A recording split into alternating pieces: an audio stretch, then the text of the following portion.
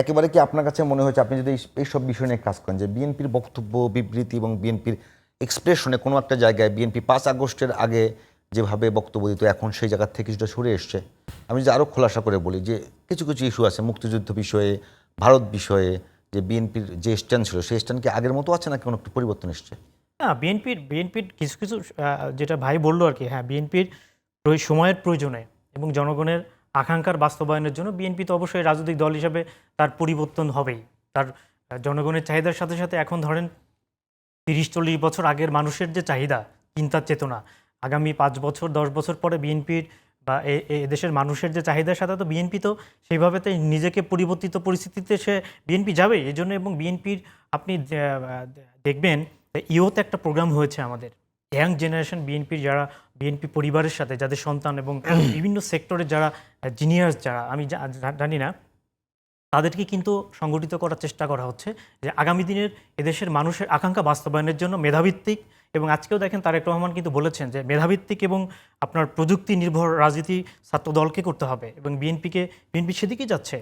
এবং আপনি হয়তোবা অনেক বিষয়ে আপনি এখন হয়তোবা সেটা দেখতে পাচ্ছেন না, কিন্তু আগামী দিনে বিএনপির নেতৃত্বের মধ্যে অনেক ধরনের গুণগত পরিবর্তন আসবে, এবং অলরেডি পরিবর্তন কিন্তু শুরু হয়ে গেছে, কিন্তু সেটা পরবর্তীতে আপনারা হয়তোবা দেখতে পারবেন।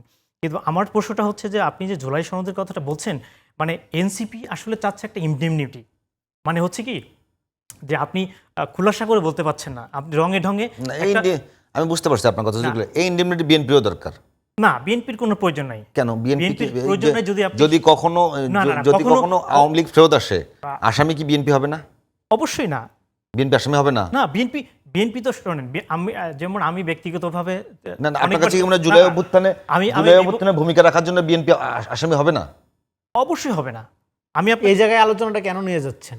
উত্থানে ভূমিকা রাখার জন্য আসামি কেউ হবে না, কেউ হবে না যদি কখনো আওয়ামী লীগ যদি কথা নদীতে ফেলে দেন। উনি ইনডেমনিটির কথা বলছে। হ্যাঁ, ডেফিনেটলি ইনডেমনিটি কেন শুধু এনসিপি একা কেন চাবে? না, অবশ্যই ইনডেমনিটির প্রশ্ন এখন নাই। কেন নাই আপনাকে বলি।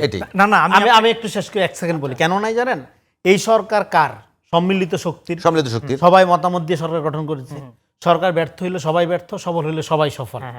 ইনডেমনিটি নেই, আপনি যাইতে হবে গণতান্ত্রিক উত্তরণের দিকে যাবেন। না, সেটাই। কিন্তু এনসিপির তাদের যদি এটা যদি দেখেন আপনি, তাদের কথা এবং আজকেও তাদের যে বক্তব্যগুলো এবং গত কয়েকদিনের তাদের এবং শাহবাগের অবস্থানের এক পক্ষ যদিও আর এক পক্ষে বলছে না, তাদের কিন্তু কথা হচ্ছে যে আমাদেরকে জুলাই সনদের এটা সংবিধানে রাখতে হবে, না হলে এই দাবি তো ফাঁসি দিবে। না, রনি ভাই, আপনি তাদের কথাগুলো দেখেন, তারা বলছে যদি আওয়ামী লীগ ফিরে আসে তাহলে আমাদের ফাঁসি দিবে। এটা তাদের যুক্তি না, যুক্তি হলো আপনি এটা তো আসলে যেটা রনি ভাই, আমি আপনার সাথে শতভাগ একমত।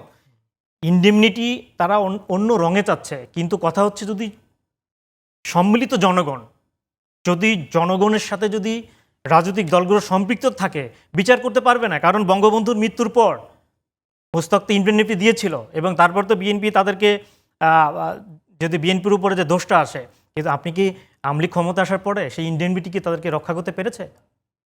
বিদেশ থেকে নিয়ে এসে তাদেরকে ফাঁসি দিয়েছে। যদি কোনোদিন আওয়ামী লীগ ফিরে আসে, হ্যাঁ, আপনার এই সমস্ত জুলাই সনদ ঘোষণাপত্র তো কোনো কিছু কাজ হবে না, ফাঁসি হবেই।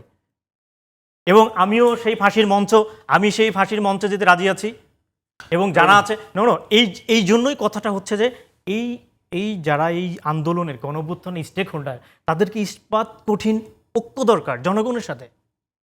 আপনি দেখেন অনেক সময় জিয়াউর রহমানের হত্যার সাথে হুসাইন মোহাম্মদের সাথে সম্পৃক্ততা একটা অভিযোগ আছে, কিন্তু সেই এরশাদ কিন্তু জিয়াউর রহমানের হত্যার বিচার কিন্তু সে করেছে।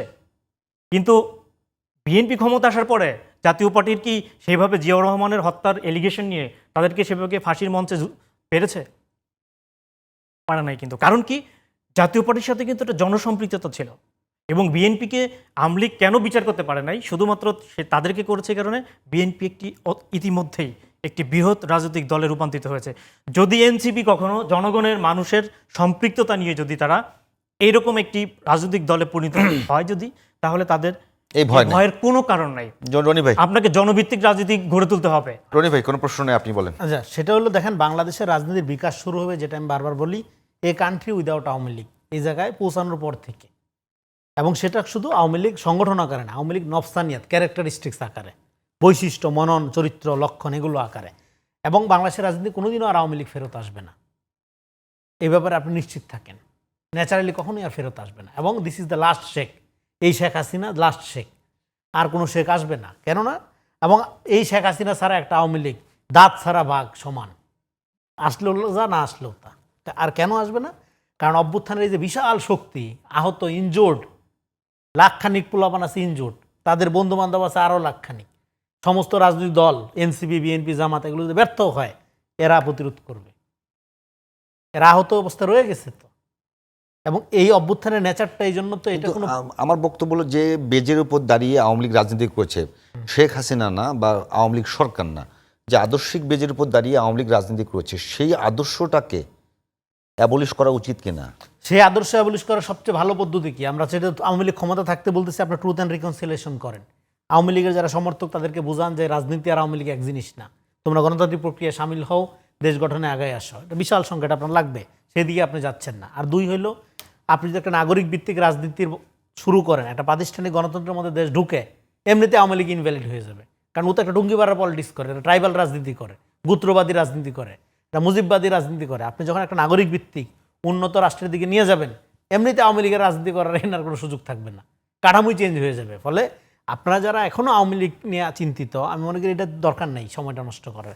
আমাদের যেটা দরকার সেটা হলো, দেখেন এখানে আপনারা যে অভ্যুত্থানে যে শক্তিগুলোর কথা আমরা বলছি, অভ্যুত্থানের শক্তিগুলোর মধ্য দিয়ে গুরুত্বপূর্ণ জিনিস কোনটা আপনি অ্যাচিভ করবেন? গুরুত্বপূর্ণ অ্যাচিভমেন্ট যেটা হলো, এই যে 5 তারিখে যে সলিডারিটিটা আমরা দেখাইলাম, সেই সলিডারিটির আলোকে একটা প্রতিযোগিতা হবে। এই যে এনসিপি একটা 24 দফা দিছে, ওকে, এবার 31 দফা আছে, ওকে, এবার জামাতের দফা আনেন দেখি, অমুক দলের দফা আনেন দেখি।